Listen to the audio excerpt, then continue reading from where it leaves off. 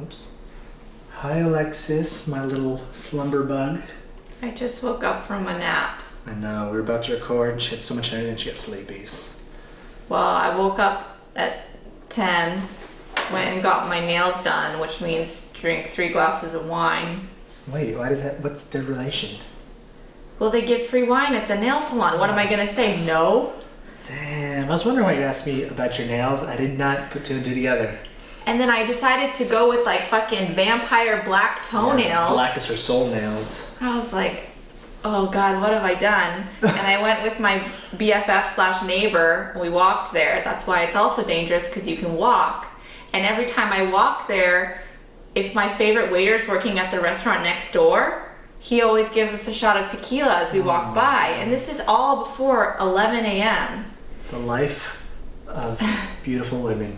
And then she goes, let's go to Hop Dotty and get burgers and drinks. I know, when I was working out, feeling healthy, feeling good, and they're all texting me, let's go get burgers and fries. Oh, we got this brie cheeseburger. Oh, it's so good. Quick shout out to our recurring listener, Jordan Bleckner. He loves that place, number one. Every time he comes here, we go there, and he got this spicy margarita last time. Ooh. And the girl, for whatever reason, I don't know if she felt like she was being challenged, she made that shit so spicy. He literally took like 3 sips, and he liked spicy stuff. Yeah. He took 3 sips, and he was like, this is really spicy. And I tried it, and it was like fire. He couldn't finish it. And then he felt it in his dick hole the next day.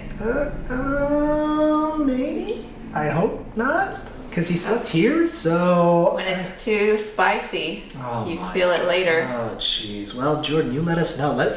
TV Land wants to know. Did you feel it in your dick later? Or at least Alexis wants to know. Your ring of fire in your butthole. Oh, my God. There's a hot sauce called Ring of Fire. It's my dad's favorite. And it's because every time you eat it, it burns your butthole on the way out. Well, wow. Our sponsor. Ring of Fire for a nice bleached asshole. Yep. Okay. All right, let's get this over with. Yes. Last week, you said you were a saboteur. Not just me, okay? Oh, that's what I thought the reference was. That's how we ended it. No, well, it is how we ended it, but people get into these modes where they self-sabotage, and it's taken me a long time to realize when I get into that mode. I actually got into that mode this afternoon when I got a little angry because I was a little drunk, shocker.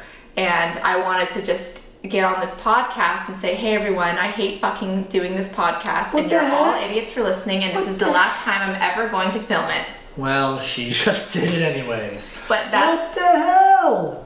Well, that's how I was feeling because I was in self-sabotage mode and I didn't want to do the podcast, so I was just gonna ruin everything and end it all. Piss you off, piss off the viewers. She's done that for her own birthday party. It's not like she does it just for other people's things. She does it for a lot of stuff. It's bad. So is it like, how do I word this? Is it like when things start to get too good, you turn it around, or it doesn't matter? It's both. Like sometimes, it's like when you get depressed and you're in like a dark place, you're just like in this, imagine being alone in a dark room and you can't see anyone, so you're just, even if you get like someone's trying to reach out to you, you're just like in so much darkness, you just want to push them all away. And so you just like find ways to ruin your own life. You get that way sometimes too. You may not notice it, and it's not as severe as mine. I'm a Libra. I'm too self-conscious about other people. Well, you push me away. I'm so comfortable with you though. See? I'm saying in general though, like in crowds, like for my birthday, I could never do it. Well, because I just don't give a fuck. Like if people don't want to be around me, then they don't have to be around me. I don't really care. Which, here's a little relationship lesson right here. It's the double-edged sword of both the thing I love most about her and I struggle with the most. But yeah, it's a good thing and a bad thing, because sometimes I'm like, so like, well, whatever, like life happens and it just goes. I'm just going with life. If people want to be a part of the ride, that's fine. If they don't, they don't. Like, I'm not going to force anyone to be my friend or to be anything to me. Yeah. So obviously, you can't just turn that off whenever you want. You're going to get that as it comes. So it's a life lesson to learn. But yeah, so I've had to like realize like, okay, I'm really like in this bad spot right now, but I don't want to like ruin my life and sabotage everything that's going on like, I'll get to a point where I'm like, fine, I'll just fucking quit my job, fucking fire me, I don't give a fuck. And like, that's like not good. Wow. But sometimes having that mindset, like a splash of that mindset, it is okay, because then it's like, I'll take risks and I'll stand up for myself, where most people will just roll over and be a bitch. I will say, again, going back to the double-edged sword of what I love most about her, if I look back at all my closest friends, not even closest friends, all my friends, the people I end up gravitating towards do the most, end up have that quality. I know I'm very much like a people pleaser. Apologize now, act later, like always get approval, always get approval. Whereas her and literally all of my closest friends that I probably confide in the most and have the deepest talks with, all of them across the board, I can think of are just like, dude, just act now, apologize later. They're just all you, them. You guys are so good at just like, I'm just gonna do what I want, and if I have to apologize later, then I'll apologize later, but at least I got it done. Yeah. And again, sometimes that works, sometimes it doesn't, but same with my method. At least with theirs though, they got to enjoy doing things their way. Whereas I can tell you from someone who's a people pleaser, when you try and get approval, half the time, it's one of those things where you'll get more times where you can get away with being whatever it is you want to do versus having to apologize than doing it my way, where you end up trying to get approval and it's just easy to say no at that point versus just like, all right, he just fucking did it. I'm not going to say no anymore. Just don't do it again. So I am trying to adopt that more, but God, it is so hard for me. And people respect authenticity. They're attracted to I try it. so hard. I've gotten a little better. Sometimes it hurts the people around them, but other times it's exactly what they need to hear. And they're like, oh yeah, maybe I was being an asshole. I think that's where I struggle is when if it affects someone else in the slightest, I just start having this battle. I'm more willing to sacrifice myself. I guess that's my self-sabotage. I'm more willing to sacrifice my happiness for people I don't even know's happiness if it means just things going smoothly. Yeah. It's crazy. Two coins, two sides of the same coin. Look at that. Look at that. Isn't that special? So, Okay. I don't know. That's just kind of, now when I know that I'm getting into that place, I need to just like, I'm cognizant of it and I say, okay, this is where I am. I need to just like step away and not make any decisions and just breathe. And like before, I could never have that kind of control. And you know, it's that whole thing of like pausing, breathing for 5 seconds, be like, don't say anything stupid, or you know, don't throw the microphone across the room. Oh my God, please don't throw these microphones. I know, I didn't. I'm learning to deal with my shit, okay? So there you go. I'm trying not to sabotage my life. Insightfulness. So The key insightful. I'm so fucking insightful. But so the last thing, I don't know why this is the last of our like little series. A series of marriage questions, things that you should talk to your significant other before you get married. I think there are more, but at least this first article we found that was interesting. So the last question is it okay to have a work wife or a work husband? What do you mean, like someone who works, someone who stays home? No. So you've never heard of a work wife? I don't think so.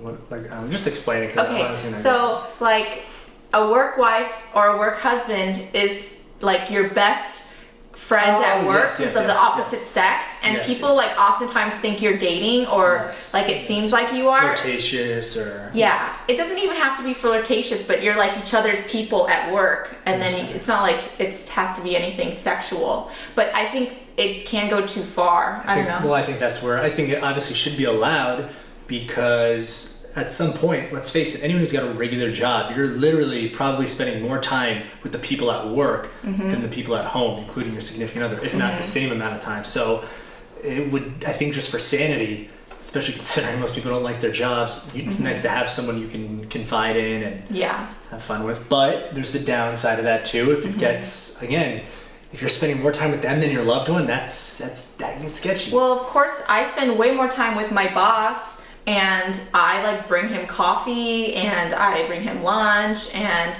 you know, we're friendly. We spend a lot of like time together, late nights together. Some people would think, what are you trying to say here? No, but some people would think that's bad, but like I spend more time with him probably than you during the week, but it's just kind of what it is. But it doesn't cross, there's a point, you know, like there's a point where we won't cross. I talk about you, he talks about a significant other. It's nothing like, I don't know, people find it, I just don't think it's fair that just because we're of the opposite sex that it's like, oh, it's some kind of taboo. That's not it at all.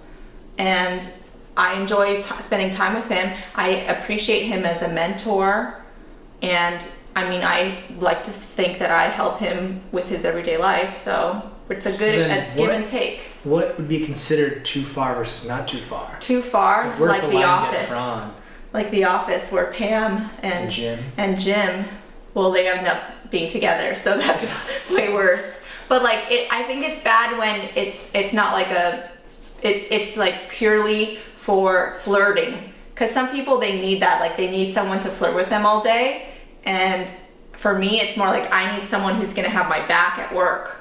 Well, I'd like to think it also helps when both parties are in the same position. Like they're either, well, I guess this isn't good either, but either both single or both with someone. Like if someone has someone and the other one's single, especially if it's like a guy or something, I don't know. I just feel like I've been seeing that a lot lately. Not just in the gym, I mean in the work.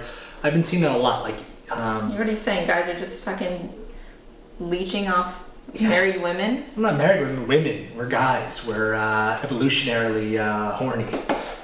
I don't know about that. But yeah, it makes me think of like, in general, some other girl was talking to me about this, where it's like, how come they can't just talk to a guy without people assuming, oh, are you guys banging? You guys talk more than 2 minutes. You guys must be like really into each other. And it's such a weird, I don't know where that came from, where people just assume I don't know. each other. It annoys me, and I worry about that at work. I'm like, sometimes I've been working like 12-hour days with my boss, and I like hope that no one at work like thinks things like that, or I don't know. It makes me nervous, but it just sucks that has to be there. And it's weird. I wonder what that is. Where did that come from? I don't know. Movies. I think again it goes to the guy. Human nature. When people of the opposite sex are left alone, you just think they're gonna bang. Is it just a guy thing? Do girls think that too when they see two opposite sex hanging around? Yeah, of course. They think something more might be going on? Yeah.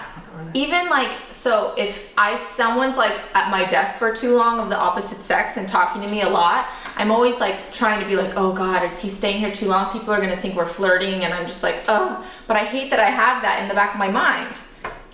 Yeah, that's crazy. I think it's like part insecurity, part jealousy from the other guys, because even if they're not trying to hit on you, if there's like a pretty girl or guy there, they just wish they were talking, because everyone likes to be a part of something. Yeah. I mean, we're community animals, tribal animals to begin with, so when they see parties forming, people want to be a part of it. If you're just sitting alone at a desk, I think that just ends up being your way to justify like, oh, it's because they're flirting, that's why. It's not because they don't want to talk to me. And it's even harder for me because I'm so vulgar and like nuts, and I just say what comes to my head, that like, and I like to make people laugh. So if like there are my guy friends at work I'm just trying to be friends, I need friends, and they're coming to talk to me, and we're fucking talking about like, I don't know, like going on Tinder and all this stuff, and we're like laughing. I'm always like self-conscious that people are gonna be like, oh, Alexis is some big whore, but whatever. They think I'm a whore, then they think I'm a whore. I think that's it too, though. I think you just hit a big point, the authenticity thing again. When you, especially when it's opposite sex, when you meet someone, you're like, wow, this person's really being their self. Even when I first met you, you were so like unfiltered. Like that in itself is just an attractive quality, because you're like, so many people put up such a front. I feel like all our goals, again, because we're tribal, is we just want to see like, what's this person actually like when they're not at work? And so, I just put it out there. Yeah, in the rare moments when someone, especially of the opposite sex, guy or girl, all of a sudden looks like just all their walls are down, even if you're not going to try and pursue them sexually, you're just so attracted to that authenticity because you just get it. I think that's the answer. Yeah. But I mean, you can have a best girlfriend at work, that's fine. Like, I'm okay with you having a friend. You need friends. I need guy friends at work. I need friends, people. I need friends, so it doesn't bother me. It's just like, if it gets past a certain point, or like, if you've never like mentioned me once, or they don't know that I exist, then that's like that's a weird thing, you know? I've seen that too before, where guys or girls who have significant others, you see them talking to opposite sex, and you see them just never mention their significant other, and they're just like, yeah, I'm just gonna go to this thing. It's weird. But it's hard though. Okay, we're going over time, but it's hard for me sometimes, like, because I don't want to also be like that girl who's like, hi, I'm Alexis, and now I have a boyfriend named Joe, and he's a fucking buff dude.